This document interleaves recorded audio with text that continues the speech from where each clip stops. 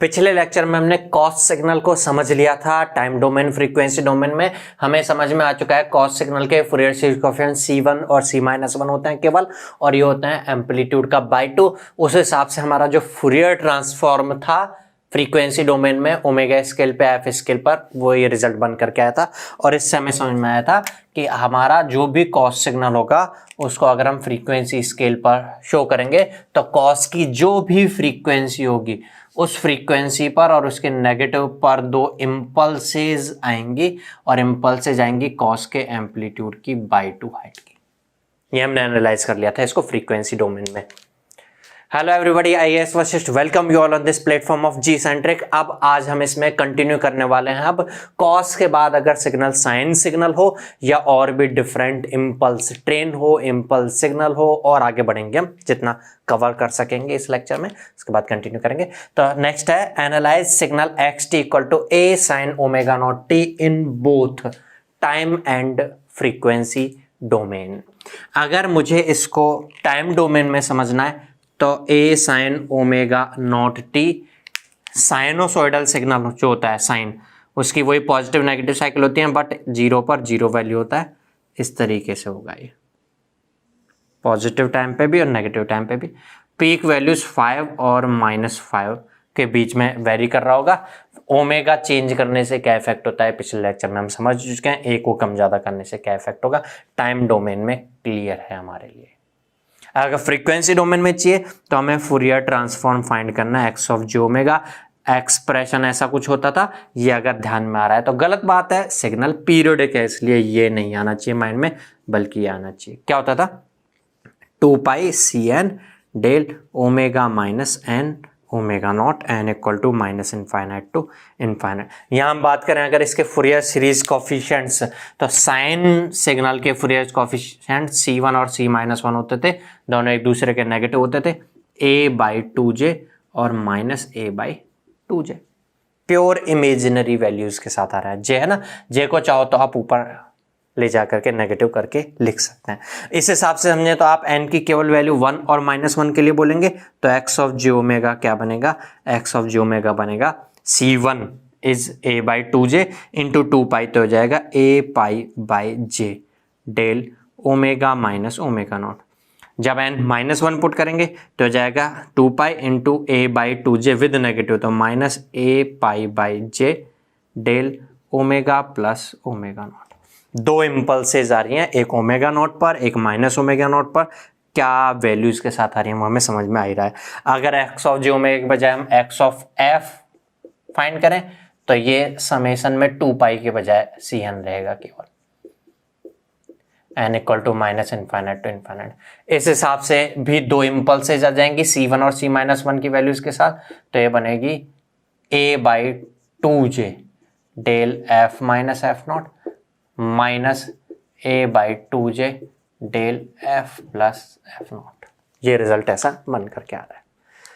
अगर आप इसको f स्केल पर शो करोगे तो वही f नॉट और माइनस एफ नॉट पर आएंगे इम्पल्सेस।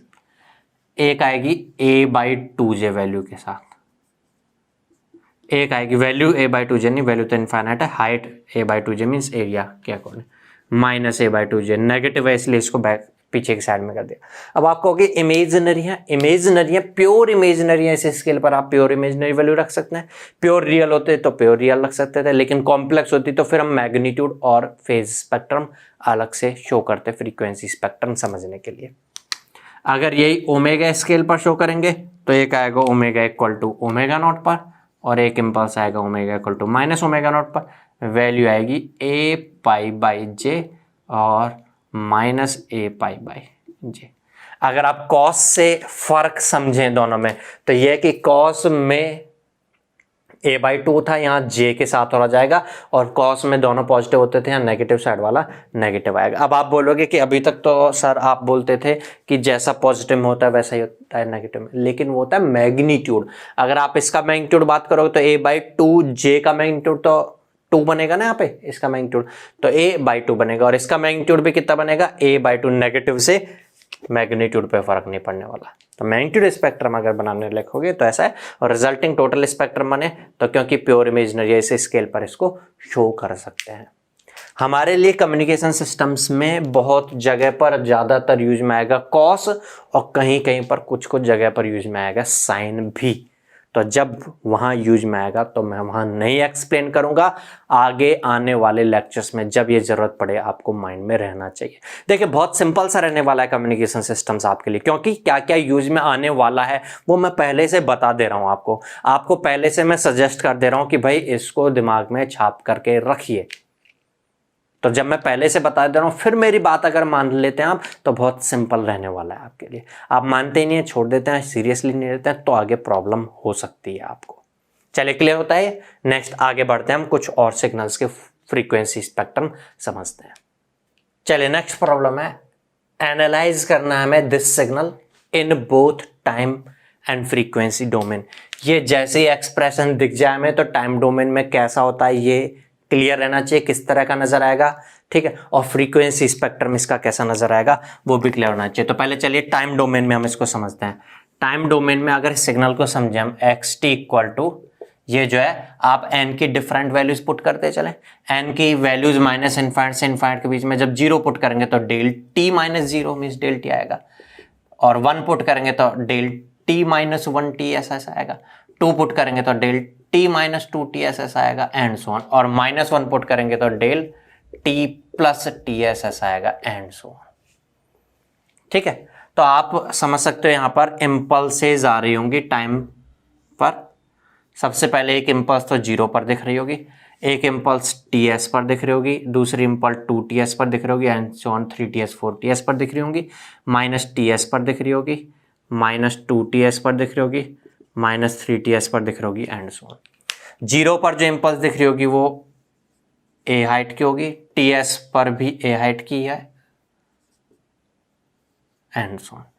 ये हम बोल देते हैं हर ts के बाद एक इम्पल्स आ रही है तो ये इम्पल्स की ट्रेन हो गई। जैसे ट्रेन में डिब्बे आप सामने खड़े हो जाते हैं, डिब्बे जाते हुए नजर आते हैं ना कंटिन्यूअसली, ठीक है, ऐसा ही आप देखोगे तो यहाँ से ये इस तरह से ट्रेन जा रही है इम्पल्सेस की एक तरह से, तो हम इसको इम्पल्स ट्रेन बोल देते हैं इन जनरल। कहीं कहीं पर इसको IT से रिप्रेजेंट कर देते हैं, I फॉर इम्पल्स, ये है इम्पल्स ट्रेन। अब इसका फुरियर ट्रांसफॉर्म क्या होगा ये हमें देखना है। इसका फुरियर ट्रांसफॉर्म क्या होगा तो फॉर्मूला फुरियर ट्रांसफॉर्म को अप्लाई करके कैलकुलेट कर लें। अच्छा, ये पीरियोडिक है अपीरियोडिक है? पीरियोडिक है, ये पीरियड्स के बाद रिपीट हो रही है ना, ये पीरियोडिक सिग्नल है, इसलिए फुरियर ट्रांसफॉर्म का फॉर्मूला पीरियोडिक वाला अप्लाई करेंगे। XF क्या होता था, मैं F स्केल पर कैलकुलेट कर रहा हूं। अब देखिए मैंने ओमेगा स्केल पर जो बताया और F स्केल पर जो बताया फर्क ही होता है, तो ओमेगा स्केल पर 2 मल्टीपल में आने वाली है रिजल्ट, बस इतना सा फर्क है। जो भी मैं बोलूंगा F के बजाय उसको अगर ओमेगा स्केल पर बोलूंगा तो 2 मल्टीपल पाएंगे, और फ्रीक्वेंसी की जो वैल्यू F है उसके बजाय ओमेगा जो वैल्यू होगी वो डिवाइड बाई 2 करके आएगी, sorry multiply by 2 omega equal 2 into F आता है, ठीक है, मल्टीप्लाई बाई 2 होकर के आ जाएगी। तो मैं अब आगे की चीजें F स्केल पर ही बात करूंगा। कम्युनिकेशन सिस्टम्स में ज्यादातर हर जगह पर फ्रीक्वेंसी जो है वो हर्ट्ज में जरूरत पड़ेगी, इसलिए हम सारा जो है वो F स्केल पर लेकर के चलेंगे। F ही तो होता है हर्ट्ज में, तो फॉर्मूला होता था CN del F minus NF naught, और n equal to minus infinite to infinite. चलिए इसमें आगे बढ़ने से पहले हमारा जो ये सिग्नल है, इस सिग्नल का F not means fundamental frequency क्या है वो कैलकुलेट कर लेते हैं।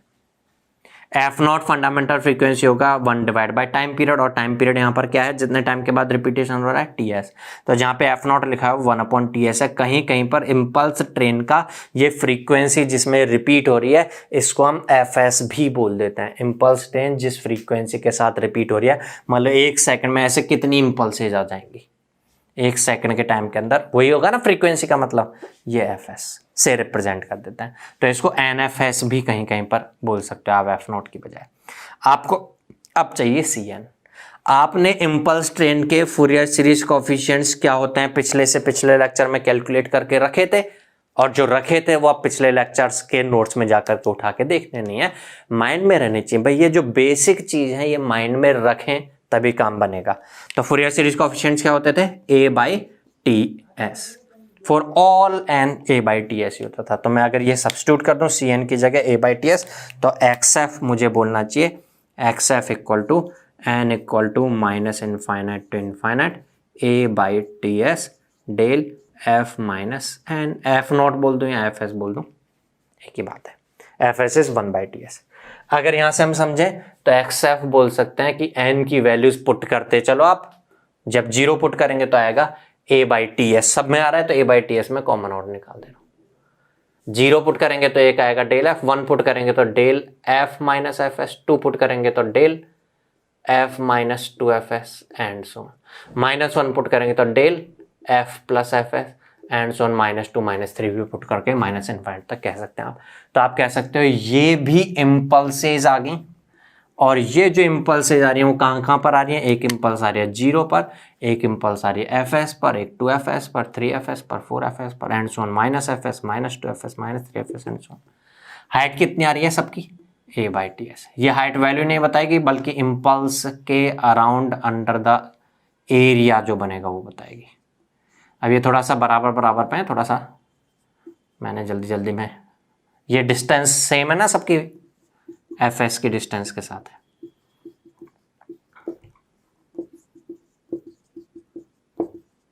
ऐसा कुछ, और हाइट है इसका a by T S. Conclusion ये आ रहा है इम्पल्स ट्रेन का फूरियर ट्रांसफॉर्म भी इम्पल्स ट्रेन ही होती है।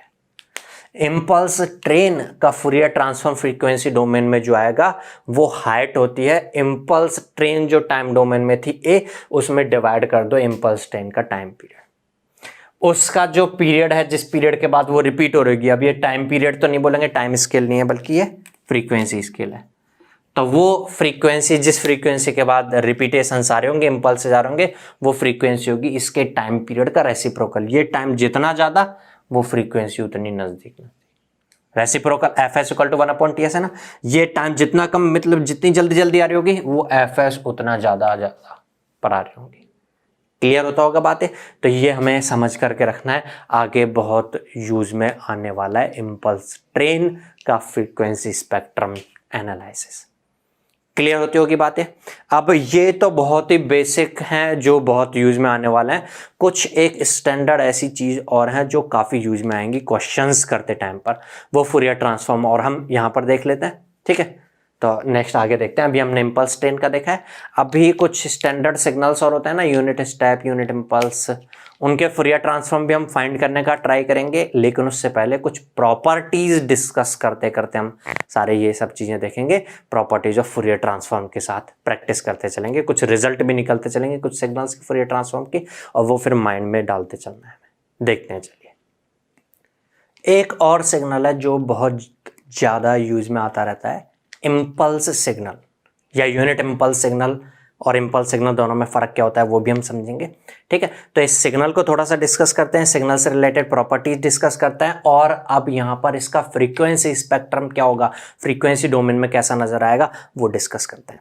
चलिए ठीक है। इम्पल्स सिग्नल आपने सिग्नल्स एंड सिस्टम्स में अच्छे से पढ़ा होगा, आपने कंट्रोल सिस्टम्स में यूज भी लिया होगा उसको।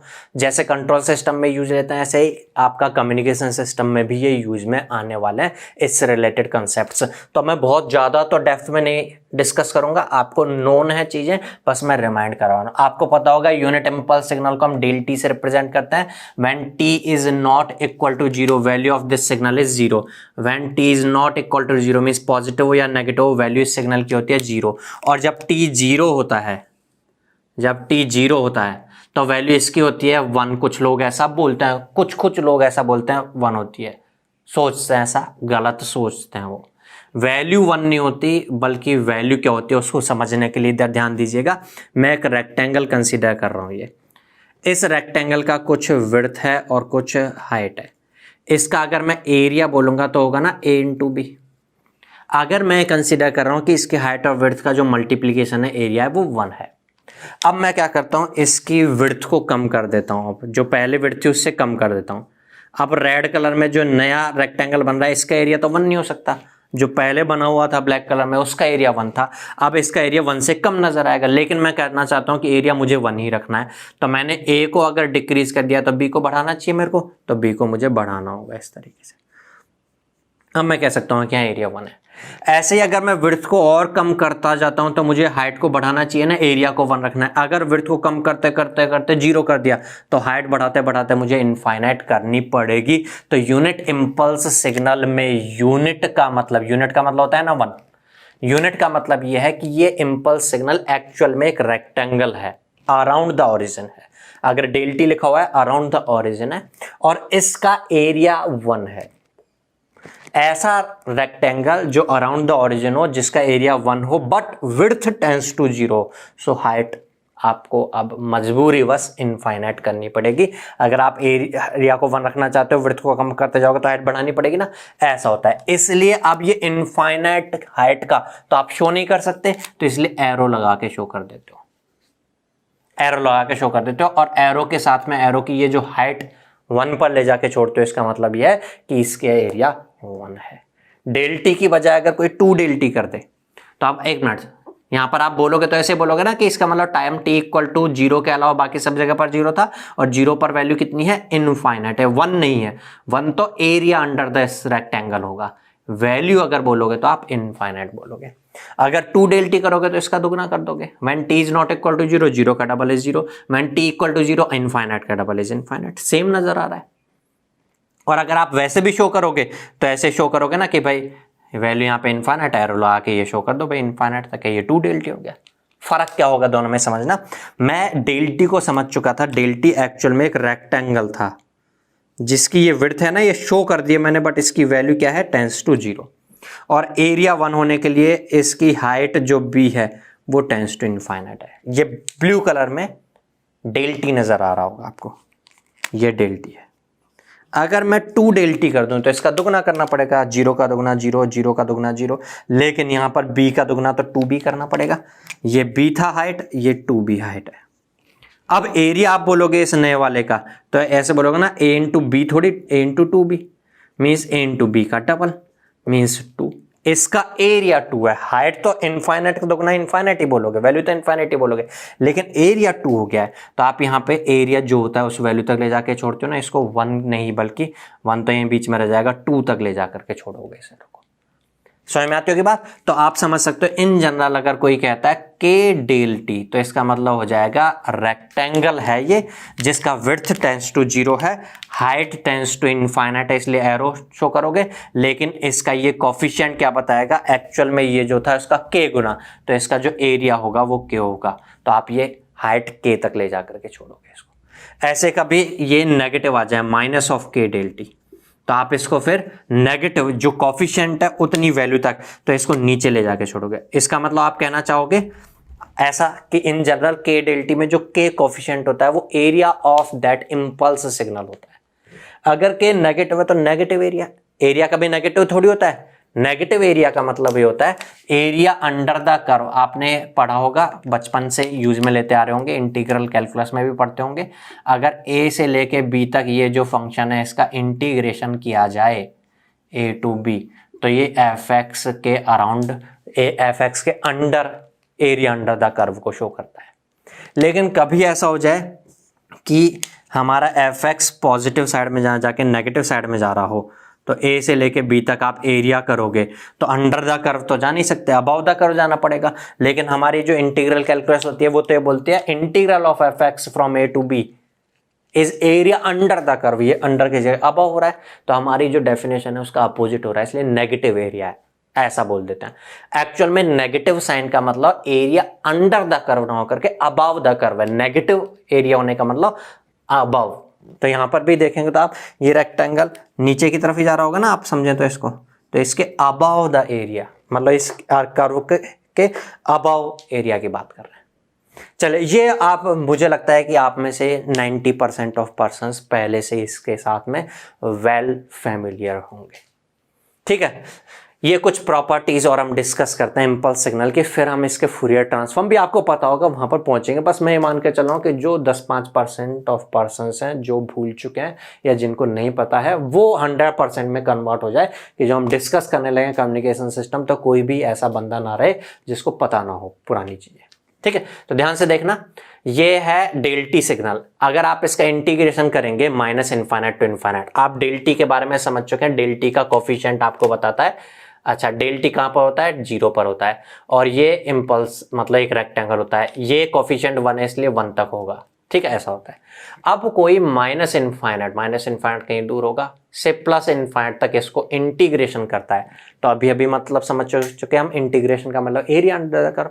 यहाँ से लेके यहाँ तक जो भी कर्व आ रहा है उसका एरिया अंडर द कर्व। यहाँ से लेके यहाँ तक में तो कोई कर्व ही नहीं रहा, इधर भी कोई कर्व नहीं आ रहा, केवल ये कर्व आएगा। तो माइनस इनफाइनाइट से इनफाइनाइट के बीच में एक ही तो कर्व है, इस कर्व का एरिया अंडर द कर्व, और इस कर्व का जो कोफिशिएंट होता है वही तो एरिया अंडर द कर्व होता है। यहाँ कोफिशिएंट 1 है तो इसलिए ये रिजल्ट वैल्यू बनेगी 1।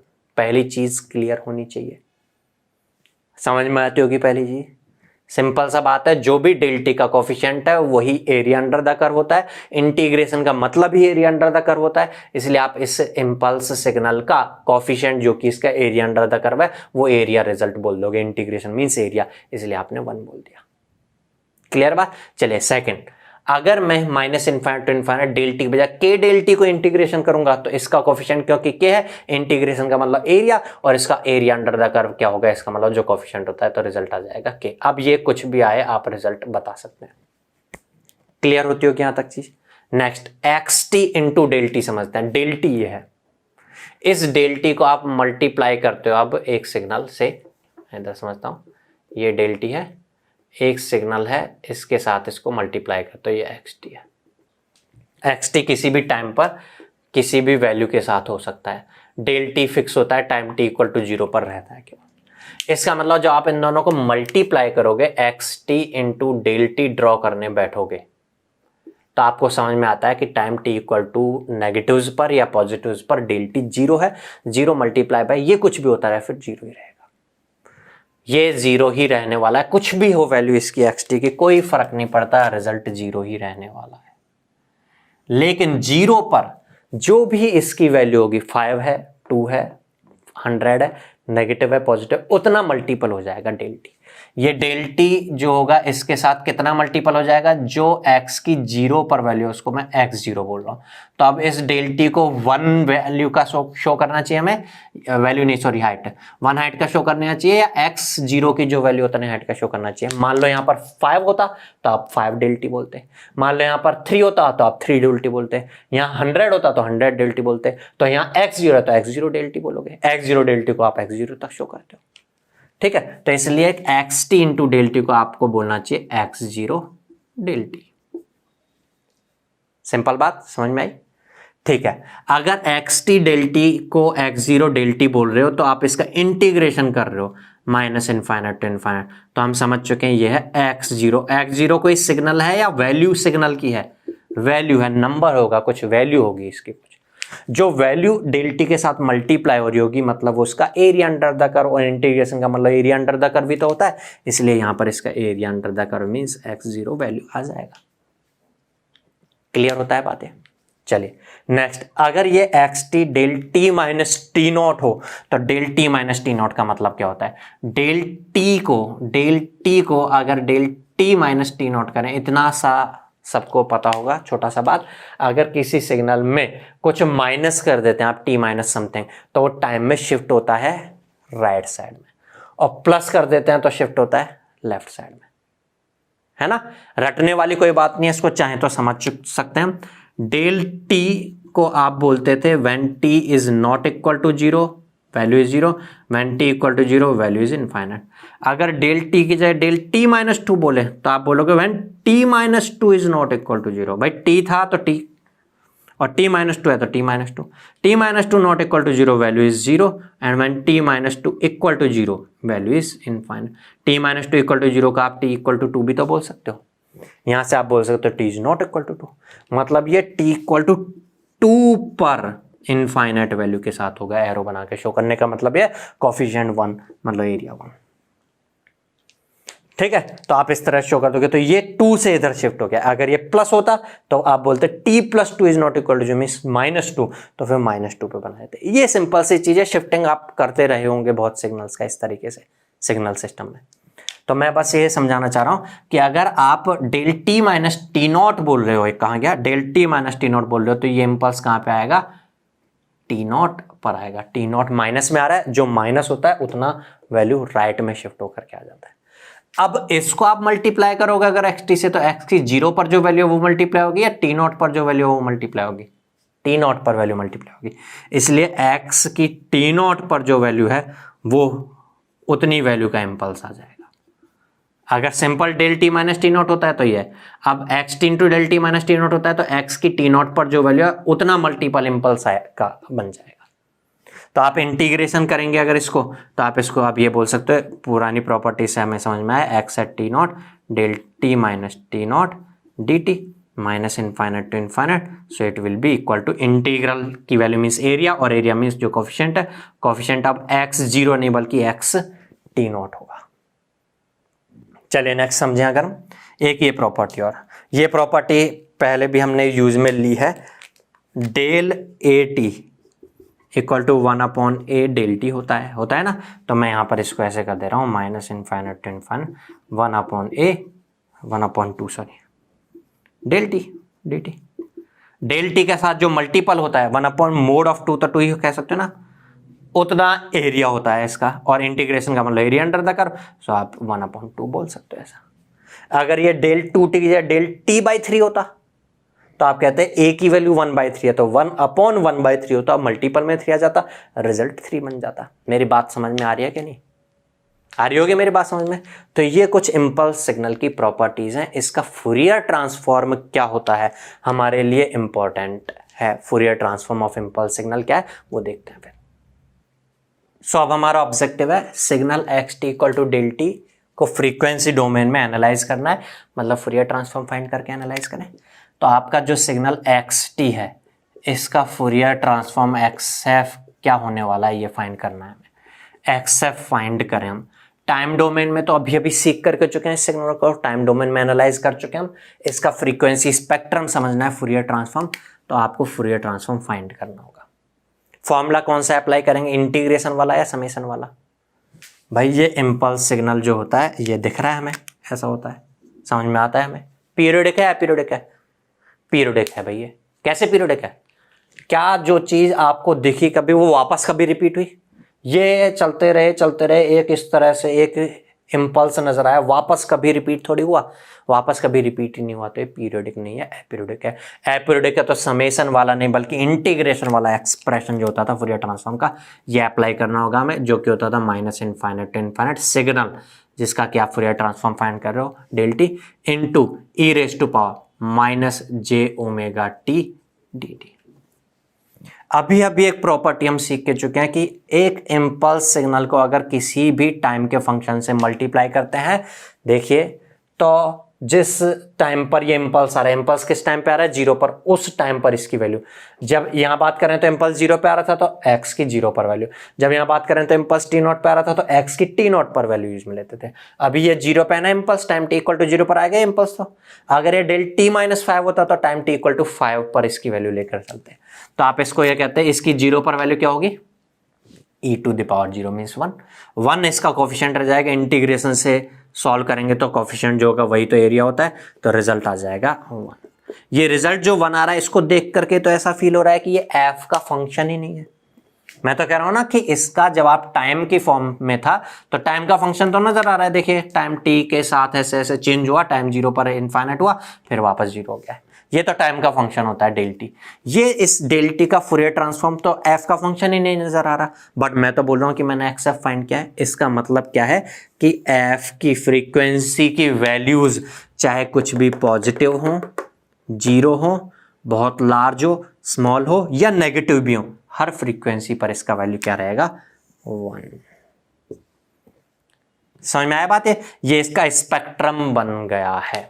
अब मेरे कुछ क्वेश्चंस हैं यहाँ पर, मैं समझ लेता हूँ उस चीज को, उन क्वेश्चंस को आप माइंड में डाल के रखिएगा, आगे हम एनालाइज करने वाला है। पहला मेरा क्वेश्चन, जो एक्स टी है यहाँ पर डेल टी, एक्स टी था ना डेल टी, और जो एक्स एफ है यहाँ पर 1, दोनों के बारे में मैं पूछता चल रहा हूँ। क्या ये पीरियोडिक है या अपीरियोडिक है? आप बोलोगे ये तो है हमारा अपीरियोडिक, और जो इसका फूरियर ट्रांसफॉर्म बन क्या है वो पीरियोडिक है, अपीरियोडिक है, तो आप बोलोगे ये भी हमारा अपीरियोडिक है। बट एक चीज, जो हमारा कांस्टेंट वैल्यू होती है उसको हम पीरियोडिक बोल सकते हैं। आप बोलोगे कैसे पीरियोडिक बोल सकते हैं? मैं कह सकता हूं, देखिएगा मेरे को यहाँ पे 1 से लेकर के 2 तक जैसा दिखा, वो वापस 2 से लेकर 3 तक नजर आ रहा है क्या? वो 3 से 4 तक नजर आ रहा है क्या? बोल सकता हूं ना, रिपीट हो रहा है ना। आप बोलोगे 1 से 2 वाला ही क्यों देख रहे हो आप, 1 से 1.5 वाला क्यों नहीं देखा? तो मैं बोल सकता हूँ 1 से 1.5 तक जो है वो 1.5 से 2 तक है, वही 2 से 2.5 तक है, हर 0.5 के बाद रिपीट हो रहा है। ऐसे मैं कह सकता हूँ जो 1 से लेकर 1.1 तक है वो 1.1 से 1.2 तक है, 1.2 से 1.3 तक है, हर 0.1 के बाद रिपीट हो रहा है। तो जो डीसी सिग्नल होता है उसका तो आप मनमाफिक टाइम पीरियड मानते हुए कह सकते हो कि उतने उतने टाइम के बाद वापस से रिपीट हो रहा है। डीसी सिग्नल, डीसी अगर है तो उसको आप पीरियोडिक बोल सकते हैं, आप इसको पीरियोडिक बोल सकते हैं। अच्छा, दूसरी चीज, मैंने जिस सिग्नल का ये फूरियर ट्रांसफॉर्म फाइंड किया है एक्स, ये डेल टी, वो कंटिन्यूस टाइम सिग्नल है, डिस्क्रीट टाइम सिग्नल है? टी का फंक्शन है तो इसलिए कंटिन्यूस है, टाइम में कंटिन्यूस है, ठीक है। और ये अगर मैं बात करूं तो ये कंटिन्यूस टाइम आया, डिस्क्रीट टाइम आया, इस स्केल पर आप बात करें, ऐसा थोड़ी एक वैल्यू के बाद फिर दूसरी किसी वैल्यू पर जंप के साथ डिफाइन हो रहा हो, नहीं, तो ये भी कंटिन्यूस है।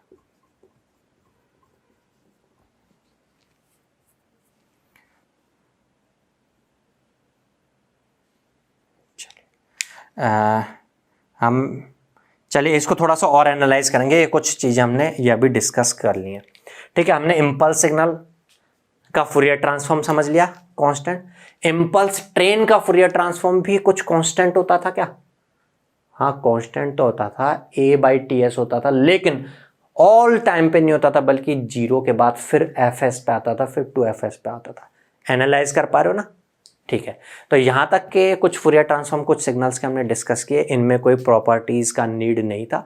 अब अगले लेक्चर्स में हम प्रॉपर्टीज फूरियर ट्रांसफॉर्म्स की डिस्कस करते चलेंगे, कुछ और नए सिग्नल्स के फूरियर ट्रांसफॉर्म एनालाइज करते चलेंगे। 2 या 3 लेक्चर्स में, नेक्स्ट आने वाले 2 या 3 लेक्चर्स में बहुत इंपॉर्टेंट चीजें डिस्कस करने वाले हैं हम, ठीक है। और 3 लेक्चर्स के बाद हमारा ये बेसिक खत्म हो जाएगा, फिर हम स्टार्ट करेंगे एनालॉग कम्युनिकेशन में एम्पलीट्यूड मॉड्यूलेशन। मिलते हैं नेक्स्ट लेक्चर में, तब तक के लिए गुड बाय।